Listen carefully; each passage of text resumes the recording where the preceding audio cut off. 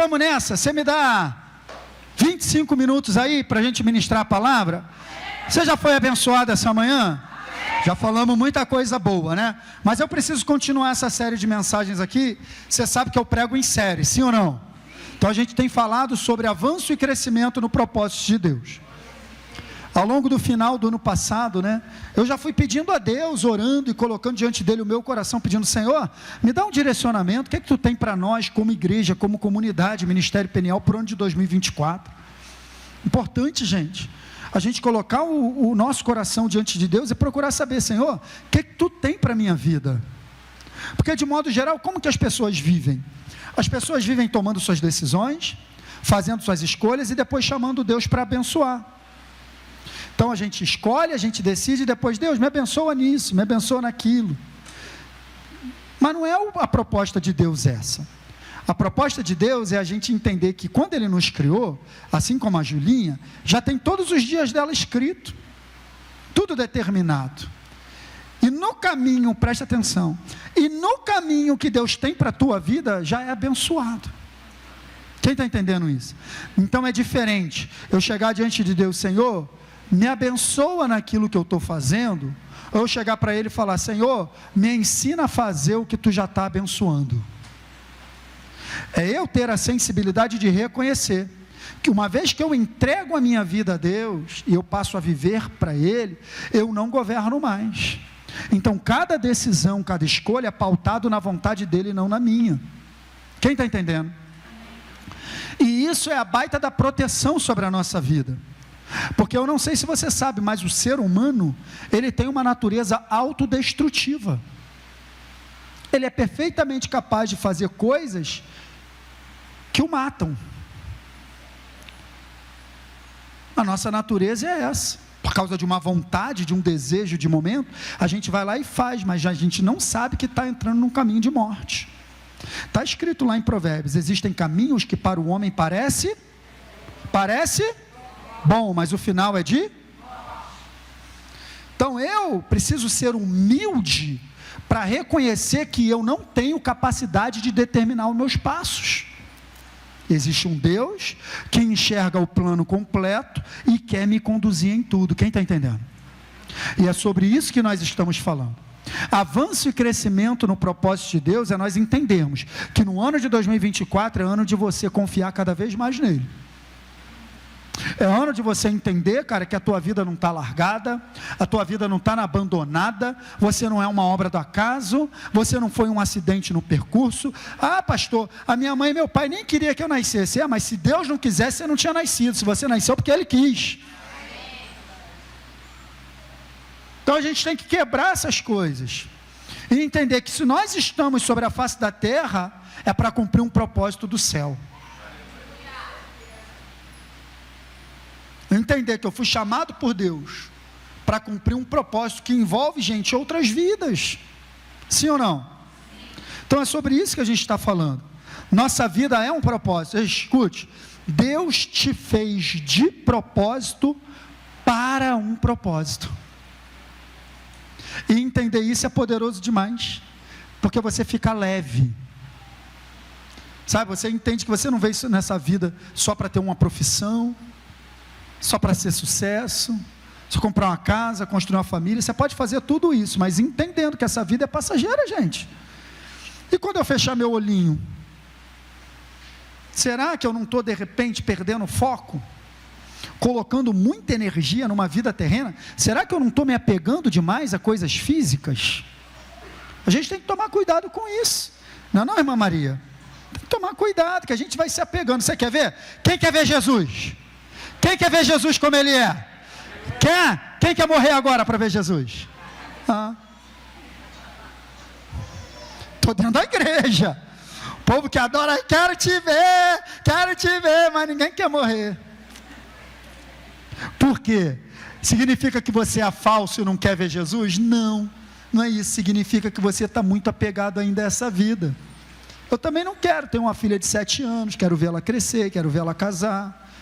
Quem quer ir embora? Quem está entendendo? Mas iremos.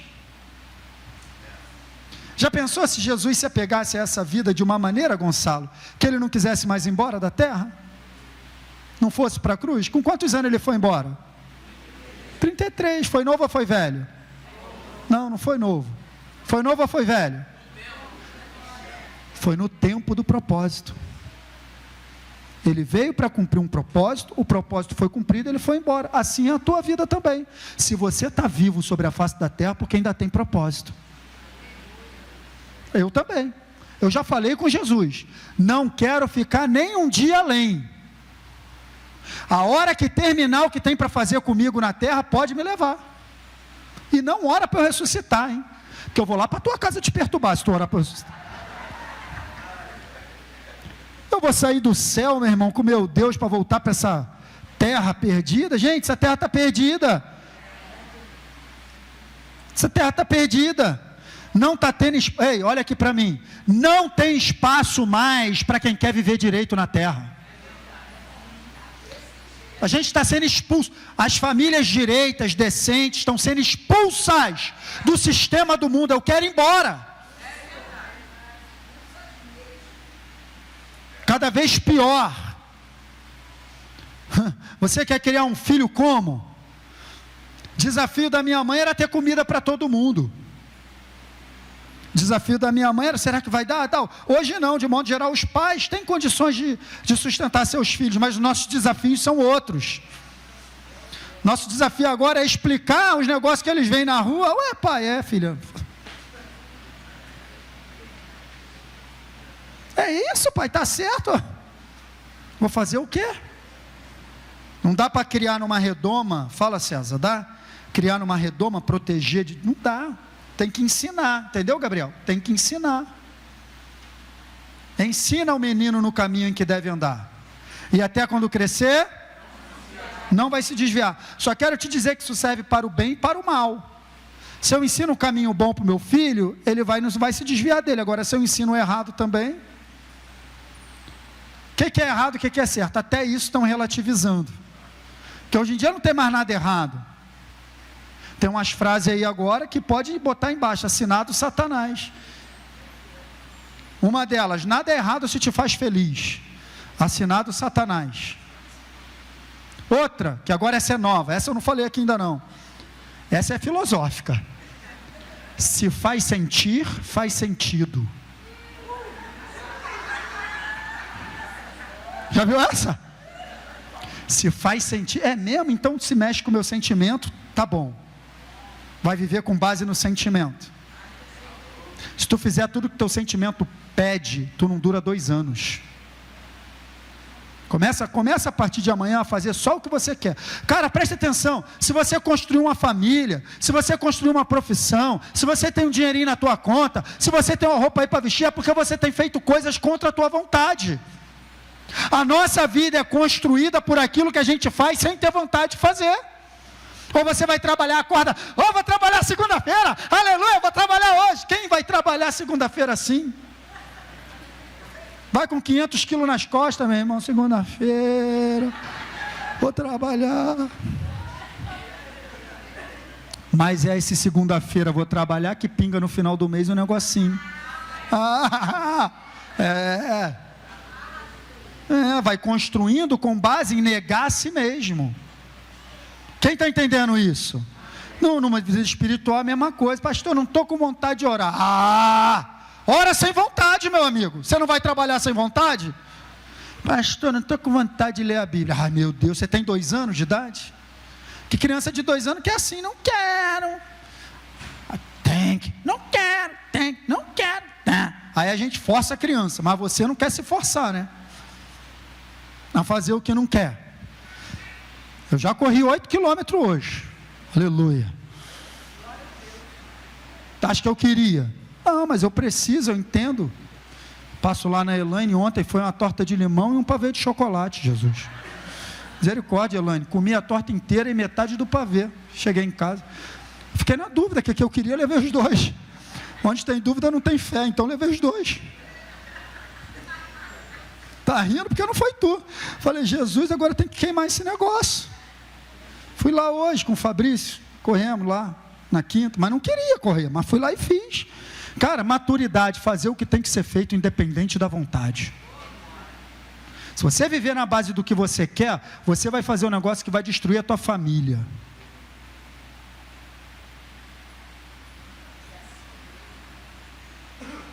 Ah, porque eu quis sentir vontade, pastor. É mesmo?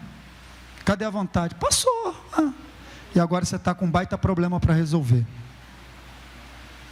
Vai viver de vontade mesmo?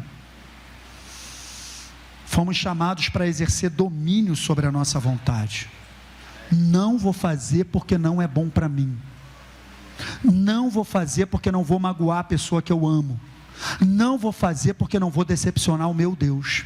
Não vou fazer porque não quero magoar as pessoas que estão à minha volta. Não vou fazer, não vou fazer. E Deus me ajuda e eu não faço. Agora, se eu fico alimentando um pensamento errado, fico olhando para o frango da padaria rodando, não vou comer. Não vou comer, mas tu está na frente do negócio. Não vou. Não vai, daqui a pouco tu está lá dentro. Sai fora, cara, foge. Quem está entendendo?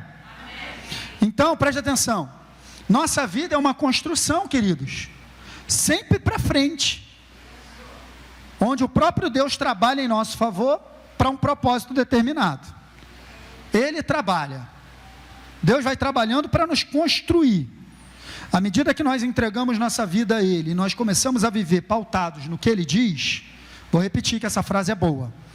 À medida que nós entregamos nossa vida para Ele, e começamos a viver pautados no que Ele diz, Ele vai fazendo uma construção. Às vezes demora. É o que eu vejo na igreja, chega muita gente com a vida muito bagunçada.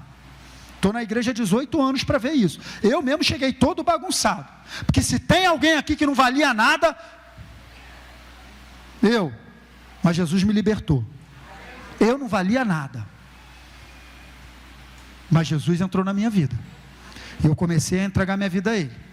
E eu comecei a viver de acordo com Ele. Não foi fácil. Comecei a ter que negar uns negócios. Falar não para outras coisas. A vontade gritava. Vacilei algumas vezes. Recuperei. Escorreguei. Voltei. Estou de pé. Ninguém é perfeito e eu não sou melhor do que você. Mas uma coisa eu decidi. Eu não quero mais voltar a levar a vida que eu levava. Porque não me construiu. Magoava constantemente a minha esposa. Não gozava de respeito e confiança das pessoas que me rodeavam. Eu era mais um manezão achando que era esperto. Está comigo mesmo, está comigo. É comigo, cheguei, então, sei que me escondendo, fazendo coisa oculta e tal, achando que Deus não está vendo. Era a minha vida, estou falando o meu testemunho. Quem está entendendo isso? Então, quando eu começo a viver pautado na palavra, é só você entender, gente, porque tipo assim, se você olha para a palavra de Deus como um livro cheio de regras para te tolir, fica difícil, hein? Deixa quieto, tá tranquilo. Se você olha para para esse livro, Giovanni, e eles são regras para tolir você, Laiane, porque Deus não quer que você sinta prazer, porque Deus não quer que você seja feliz, você já está com a ótica errada. Vai ser muito difícil. Agora, se você olha para isso aqui como os conselhos de um pai, os conselhos de um pai de amor, que conhece tudo e sabe tudo o que você tem que fazer para ser abençoado, aí muda tudo. Isso aqui é isso. Os conselhos do seu pai, que conhece tudo e quer o melhor para você. Imagina se eu, como pai da Esther, pudesse escrever um livro com todas as experiências, com tudo que eu sei da vida e dizer: minha filha, segue isso aqui que você vai se dar bem. Sim ou não? A Bíblia é isso. Deus colocou aí, Ele ensina sobre tudo. Mas só que qual o problema? A gente acredita na Bíblia? Acredita, muita gente acredita. Se você for perguntar para as pessoas aí, de modo geral, todo mundo acredita na Bíblia. Acredita que Jesus é Filho de Deus, acredita em Jesus, acredita num montão de coisa. É isso aí mesmo, eu creio também, amém e tal. Mas tem umas partes que as pessoas vão deixando de lado.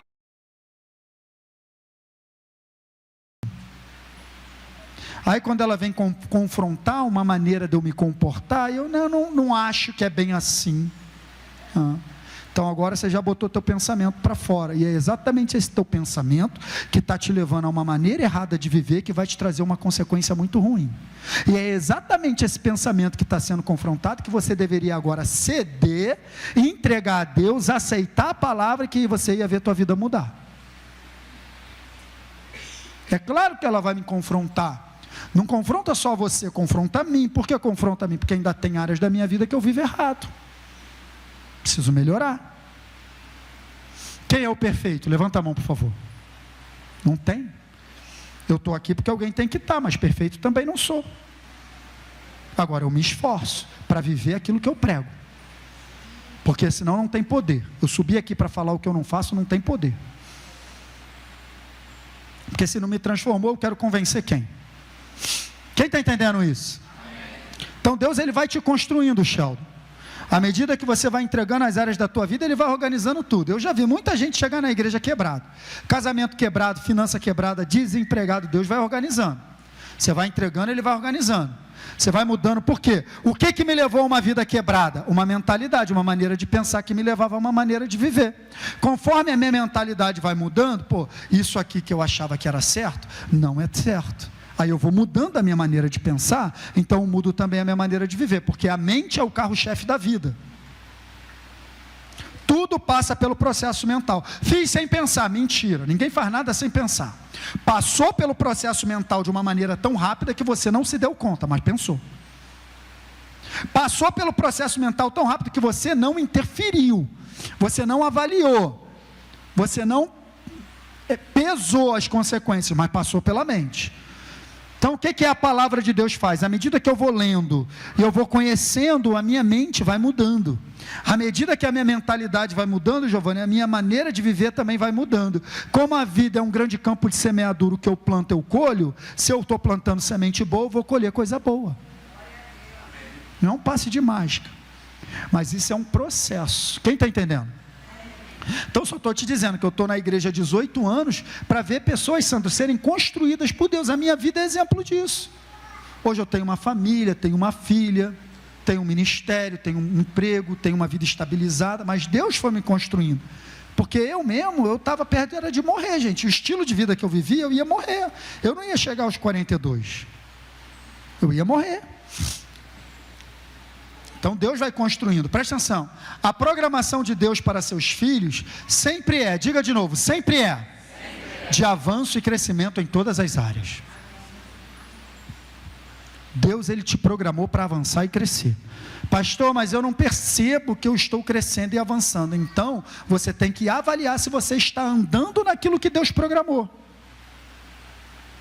Se a programação dele é crescente, Janaína, e eu não estou crescendo, será que eu estou na programação dele? Preciso me avaliar. Isso é uma avaliação individual. Porque não confunda pré-ciência com pré-determinismo. Pastor, falou inglês agora, explica, eu explico. Eu corto o bifinho pequenininho para você mastigar, calma. O que é pré-ciência? É um Deus que sabe de tudo antecipadamente. Entendeu? Entendeu? O que é pré-determinismo? É um Deus que determina algo que você não pode mudar mais. Entendeu? Então tem muita gente que acha que Deus é pré-determinista. Ele não é. Deus é presciente, ele sabe de tudo, mas ele não é pré-determinista. Ele pode ter uma vida para você e você pode decidir não viver a vida que ele quer, porque você tem uma coisa chamada, você sabe, você tem uma coisa chamada livre escolha. Deus é tão poderoso que ele te criou, ele te deu vida, ele sustenta a tua vida. Deus sustenta a tua vida, tá? Bota a mão assim. Teu coração está batendo? E tu não está ligado na tomada, né? Não tem uma tomada ligado e está batendo, né? Quem está fazendo isso bater? Tem uma tomada no céu, querido.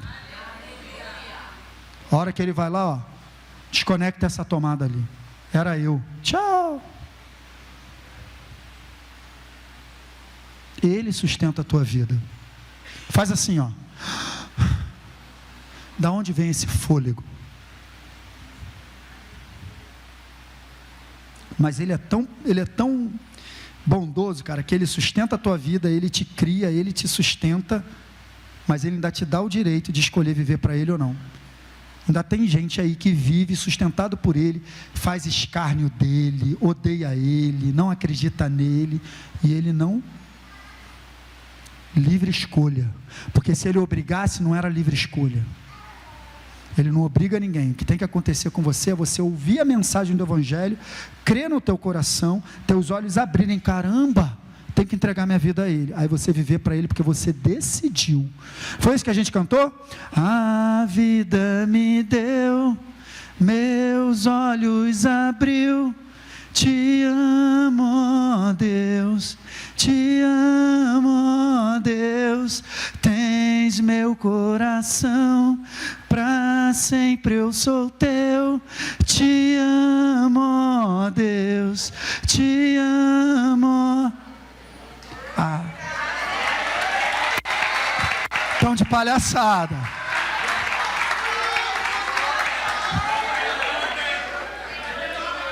Não perde o foco daquilo que você cantou, não. A vida me deu, meus olhos abriu. Te amo, ó Deus. Tens o meu coração. Para sempre eu sou teu. Porque tu me salvou. Porque eu estava indo para o inferno. E eu ia passar a eternidade lá. E eu não sabia. Eu achava que estava vivendo uma vida boa, que era normal, mas eu não sabia que eu era réu do inferno. E se eu tivesse fechado meus olhos, eu ia parar num lugar muito ruim para a eternidade. Ele abriu os meus olhos, eu criei no Evangelho, eu entreguei minha vida a Ele. Te amo, ó Deus. Quando nossos olhos abrem para essa realidade, a primeira coisa que a gente fala, te amo, Deus. Eu vou viver para ti, tu tens meu coração.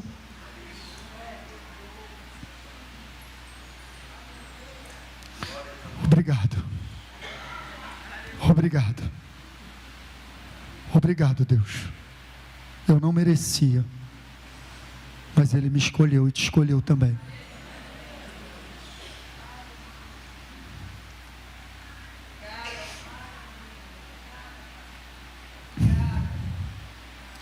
O próprio Deus, Ele vai trabalhando na nossa vida e vai fazendo com que tudo coopere para o nosso bem.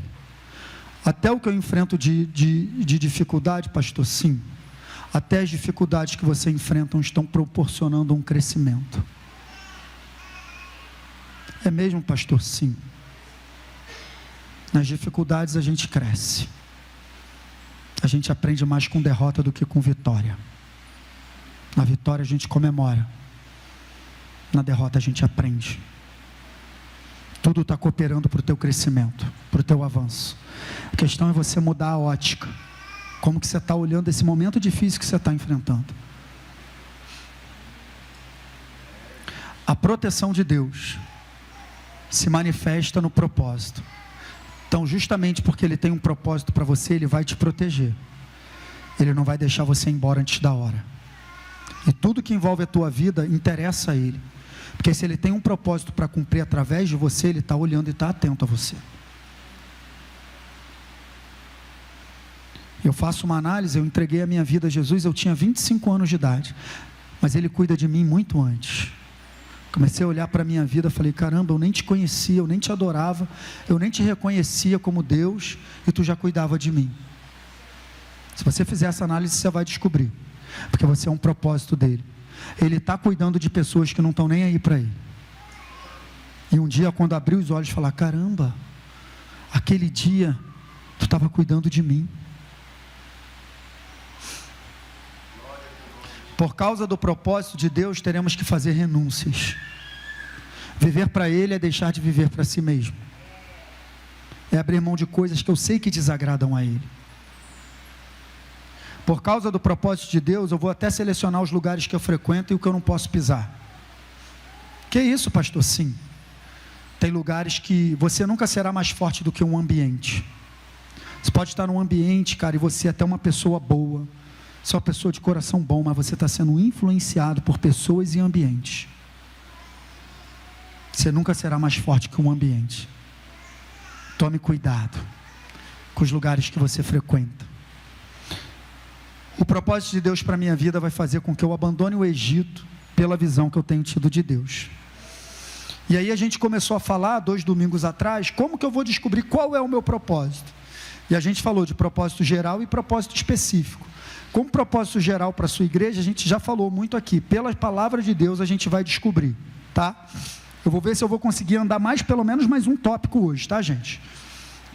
Você me dá mais 10 minutos? Quem me dá mais 10 minutos aí? 10, 20, 30, 40. Quem mais me dá 10 minutos? 50. Quem mais? 60, cavaleiro. Gente. E no propósito específico é só a gente entender que nós somos o corpo de Cristo, mas individualmente nós somos membros desse corpo. A minha mão, ela tem uma função no corpo, sim ou não? Ela contribui para o avanço do propósito do corpo como um todo, mas ela contribui fazendo aquilo que lhe cabe fazer. Então a gente precisa entender, existe um propósito geral para nós como corpo de Cristo, e eu só quero te dizer, o propósito geral para nós como corpo de Cristo é alcançar vidas. Pessoas que precisam de Deus e nem sabem que precisam. Nem sabe, porque eu também achava que eu estava abafando. Então, coletivamente, nós precisamos alcançar vidas. Gente, isso tem a ver, não é só você abrir a boca para falar de Jesus, não. A melhor coisa é você viver um estilo de vida que a pessoa olha, caramba, esse cara é diferente. Essa é a melhor maneira de você convencer pessoas. As palavras convencem, o exemplo arrasta. Tá? E como membros temos propósitos, tá? Então eu falei, como é que eu vou descobrir, pastor, se eu sou mão, se eu sou pé, se eu sou braço, como que eu me encaixo nesse corpo, nesse propósito geral? Aí eu falei, eu vou falar sobre 4 aspectos que você vai precisar avaliar para você descobrir. Primeiro deles são suas habilidades naturais. O que você faz de maneira tão natural, que para você é tão simples, que você não fez curso, não estudou, não se preparou, mas é de você. Eu gosto de fazer isso, eu sou assim, eu sou desse jeito, está entendendo? Quem te fez assim foi Deus. E se Ele tem um propósito para a tua vida, Ele te fez dessa maneira para um propósito. Então olhe atentamente para as suas habilidades natas. Aquilo que nasceu com você, que todo mundo olha, obrigado Felipe, todo mundo olha e fala, caramba, o Gabriel é assim, o Ronald é assim, desse jeito e tal, faz de um jeito que ninguém faz igual, se você pegar para fazer, fica maravilhoso, se outra pessoa tentar fazer, não tem jeito. Quem está entendendo isso? Presta atenção nas suas habilidades, tem a ver com o propósito para o qual Deus te criou. Deus nos concede habilidades que apontam para o cumprimento do nosso propósito específico. Número 2, características pessoais. E aí eu até falei um negócio interessante, porque de modo geral é assim, todo mundo tem defeito, sim ou não? Tá, mas aí a gente tem que procurar saber, é um defeito de influência ou um defeito de fabricação? Será que eu fui feito com defeito? Será que eu já nasci, obrigado, tá meu amor? Será que eu já nasci com defeito? Porque Deus faz alguma coisa com defeito? Quem fez você? Então Deus fez você perfeito. Está escrito no Salmo 139. Eu fico admirado porque de modo maravilhosamente belo me fizeste. Tu me teceste no íntimo da minha mãe, no ventre da minha mãe. Então Deus não te fez assim com defeito. Ele te fez com suas características pessoais. As suas características pessoais, individuais, sua personalidade aponta para o seu propósito. Eu sou de um jeito, você é de outro, o Ronald é de outro. Ele vai alcançar pessoas que eu não vou alcançar. Tem pessoas que amam me ouvir, tem pessoas que não suportam, mas adoram ouvir o Ronald. Características pessoais conectando pessoas. Quem é mais parecido comigo vai gostar de me ouvir. Tem o meu jeito, tem o meu estilo. Pastor Roberto tem o estilo dele de pregar. Deus fez ele desse jeito para um propósito. Então não é um defeito. Agora, aquilo que a gente chama de defeito, na verdade é um defeito de influência. O problema são as minhas personalidades, características pessoais, debaixo da influência errada. Eu debaixo da influência errada. Agora, essa mesma característica debaixo da influência certa vai contribuir para o meu propósito. Quem se lembra de São Pedro? Apóstolo. Quem se lembra dele? Levanta a mão. Então, legal. Ele era conhecido como um cara impulsivo. Sim ou não? Inclusive o nome dele, Simão, no hebraico, significa filho da ventania. Era um cara muito inconstante, impulsivo, mas é esse mesmo camarada que Jesus coloca como líder da igreja. Sim ou não? Por quê? Porque tinha uma característica nele que Jesus ia usar muito. O problema dele ser impulsivo e inconstante era que essa característica dele estava debaixo de uma influência errada. Por isso que Jesus vira para ele e fala assim: Pedro, Satanás pediu para se andar contigo, mas eu orei por você, e você, quando se converter, tu vai ajudar muita gente. Quando você se converter, tu vai fortalecer teus irmãos. O que ele está dizendo? Essa tua característica, quando estiver debaixo da minha influência, vai ser uma potência.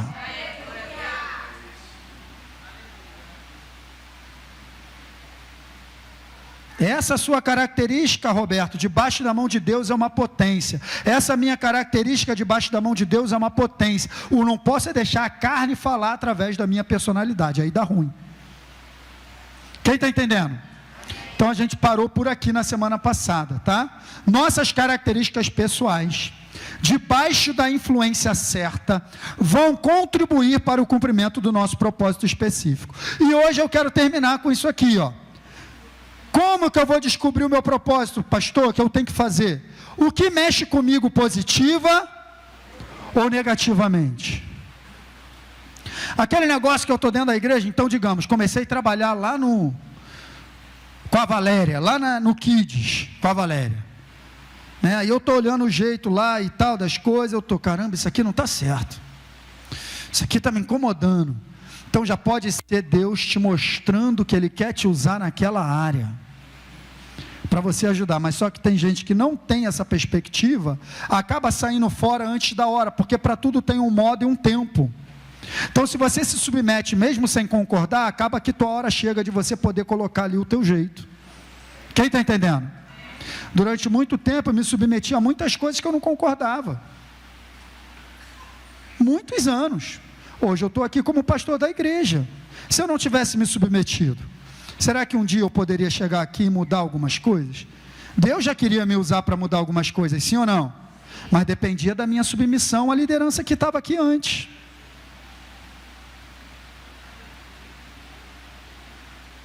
Dependia disso. E se eu não tivesse me submetido? Fala para mim, Valdenice. Então não concorda? Se submete, porque Deus quer te usar.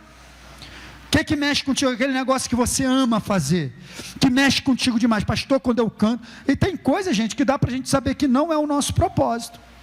Por exemplo, cantar não é comigo, mas eu sou um adorador. Mas cantar não é comigo. Se eu cantar aqui, quem está entendendo? Então, só para você entender que o teu propósito, por que a Gabriele, quando abre a boca, a voz dela é uma bênção? As cordas vocais dela não são do mesmo material que a minha? O vento não bate lá quando ela fala, vem do pulmão o ar. O vento não bate nas cordas vocais dela da mesma maneira que bate na minha? Por que a minha voz é taquara rachada, a dela é linda? Porque tem um propósito. E se eu botar ela para ministrar a palavra aqui, ela vai ministrar e tal, mas será que vai ser da mesma maneira? Quem está entendendo, gente? Vocês conhecem aquela história assim? O mestre chamado... Vou terminar com isso. O mestre chamado para ser mestre, para ensinar a igreja, ele foi numa igreja pregar.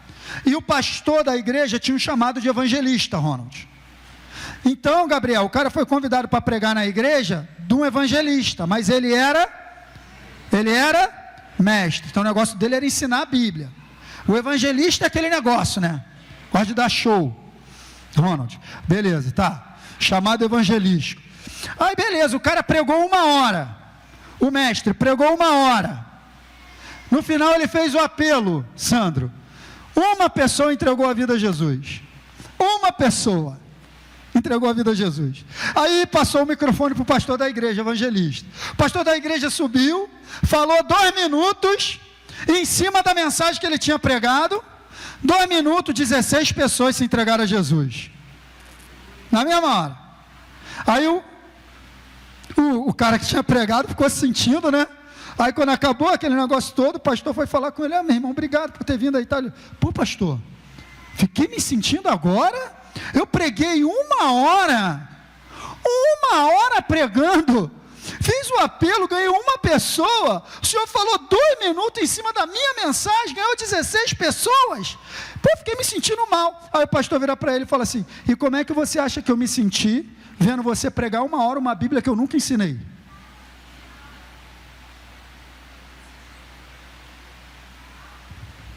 Porque tem a ver com chamado. A revelação da palavra na vida do mestre acaba fluindo. O chamado evangelístico é outra coisa. Então preste atenção, aquilo que Deus te chamou para fazer é para você fazer, cara.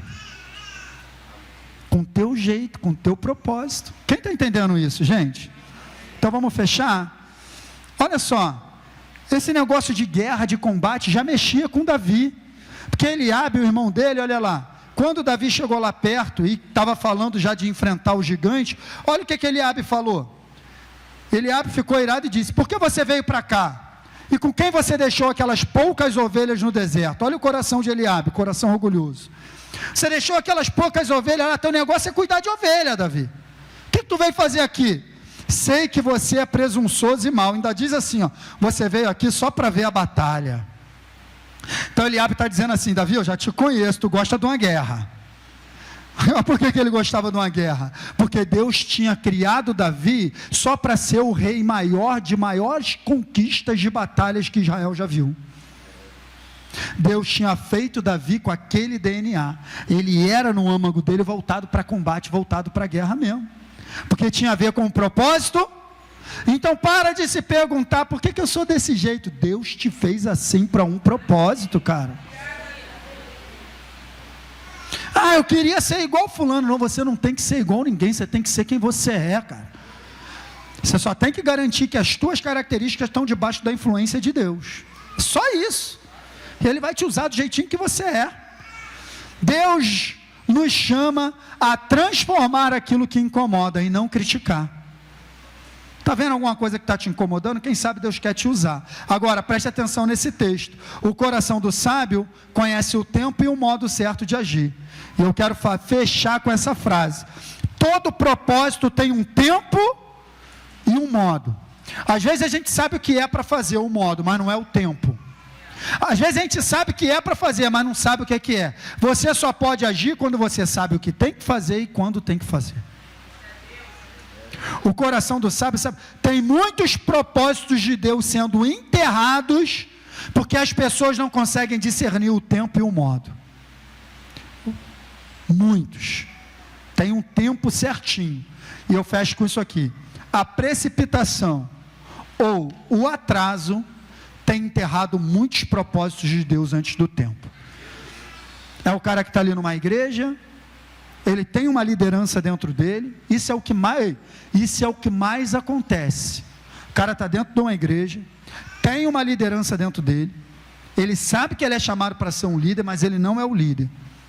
Então ele não consegue se submeter ao líder para esperar o tempo certo dele ir lá e liderar ou abrir o ministério dele, fazer o que tem que fazer. Ele corre antes do tempo. Diversas igrejas são abertas aí, enterrando o propósito. Não é propósito de Deus.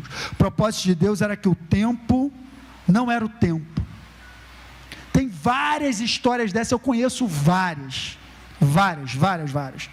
Deus tem um tempo, gente, e um modo para usar você naquilo que Ele te chamou para fazer. Tenha convicção no teu coração de que é o tempo e o modo de você se mover, para você não enterrar o propósito antes da hora. Também não fica atrasado não.